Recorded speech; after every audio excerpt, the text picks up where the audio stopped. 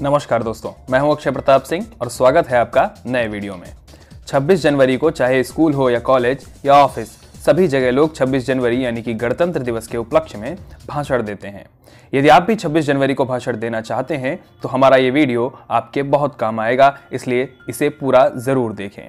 इस वीडियो में एक शानदार भाषण के साथ साथ कई कविताएं भी शामिल की गई हैं। तो आइए शुरू करते हैं। आप सभी को मेरी तरफ से सुप्रभात। उसके बाद आपको अपना नाम बोलना है और इसके साथ साथ अपना क्लास, अगर आप एक स्टूडेंट हैं।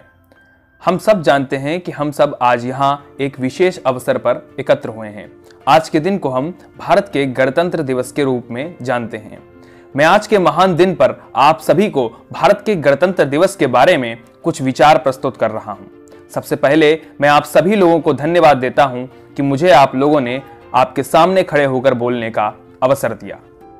तीन रंग का वस्त्र नहीं, ये ध्वज देश की शान है, हर भारतीय के दिलों का स्वाभिमान है। यही है गंगा, यही है हिमालय, यही हिंद की जान है, और तीन रंगों में रंगा हुआ ये अपना हिंदुस्तान है। देशभक्तों के त्याग, तपस्या और बलिदान की अमर कहानी 26 जनवरी का यह पर्व समेटे हुए है। उत्सर्ग और शौर्य का इतिहास भारत की भूमि पर पग पग में अंकित है। सच ही कहा गया है, लहू वतन के शहीदों का रंग लाया है, उछल रहा है जमाने में नामे आजादी। 26 जनवरी हमारे देश के लिए बहुत खास दिन है। गणतंत्र यानी गण प्लस तंत्र का अर्थ है जनता के द्वारा जनता के लिए शासन। हमारे देश का संविधान 26 जनवरी 1950 को लागू हुआ था। 26 जनवरी 1950 को हमारा देश भारत एक गणतंत्र देश बन गया था। इस दिन की सबसे अच्छी बात यह है कि सभी जाति एवं वर्ग के लोग इसको एक साथ मिलकर मनाते हैं। आप सभी को पता होगा कि रिपब्लिक या गणतंत्र का मतलब क्या होता है। अपने राजनीतिक नेता को चुनने का अधिकार देश में लोगों के ऊपर होता है। भारत के महान स्वतंत्रता सेनानियों ने कड़ी मेहनत और संघर्ष करके भारत को पूर्ण स्वराज दिलाया है। उन्होंने हमारे लिए बहुत कुछ किया है। उसका ही नतीजा है कि आज हम अपने देश भारत में आराम से रह रहे हैं। भारत देश के कुछ महान भारतीय स्वतंत्रता सेनानी नेताओं में महान नेताओं का नाम आता है, जैसे महात्मा गांधी, भगत सिंह, चंद्रशेखर आजाद, लाला लाजपत राय, सरदार वल्लभ भाई पटेल, लाल बहादुर शास्त्री।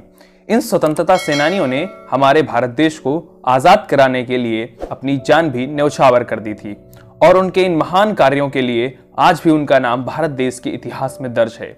न ही सिर्फ लिखा बल्कि आज भी देश का बच्चा बच्चा उनको याद करता है और उनके तरह बनना चाहता है। लगातार कई वर्षों तक इन महान लोगों ने ब्रिटिश सरकार का सामना किया और हमारे वतन को गुलामी से आजाद कराया। भारतवासी उनके इस बलिदान को कभी नहीं भुला सकते हैं।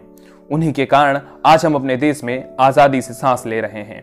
हमारे प्रथम राष्ट्रपति डॉक्टर राजेंद्र प्रसाद ने कहा था कि हमने एक ही संविधान और संघ में हमारे पूर्ण महान और विशाल देश के अधिकार को पाया है, जो देश में रह रहे सभी पुरुषों और महिलाओं के कल्याण की जिम्मेदारी लेता है। यह बहुत ही शर्म की बात है कि आजादी के इतने वर्षों के बाद भी हम आज अपराध, भ्रष्टाचार और हिंसा जैसी समस्याओं से लड़ रहे हैं। अब समय आ गया है कि हमें दोबारा एक साथ मिलकर अपने देश से इन बुराइयों को बाहर निकाल फेंकना है, जैसे कि स्वतंत्रता सेनानी नेताओं ने अंग्रेजों को हमारे देश से निकाल दिया था। हमें अपने भारत देश को एक सफल, विकसित और स्वच्छ देश बनाना होगा। हमें अपने देश की गरीबी, बेरोजगारी, अशिक्षा, ग्लोबल वार्मिंग, असमानता आदि जैसी चीजों को अच्छी तरह समझना होगा और इनका हल निकालना होगा।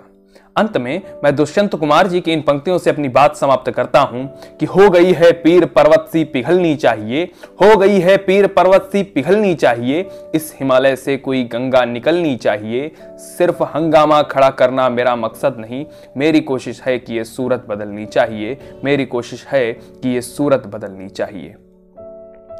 धन्यवाद। जय हिंद, जय भारत। तो जब आप ये भाषण देंगे तो सबसे महत्वपूर्ण ये है कि इसमें कई जगह पर ऐसी पंक्तियां हैं जो आपके भाषण को और अच्छा बनाएंगी। साथ ही साथ पूरा कॉन्फिडेंस रखिए। आप सभी को बहुत बहुत शुभकामनाएं। धन्यवाद।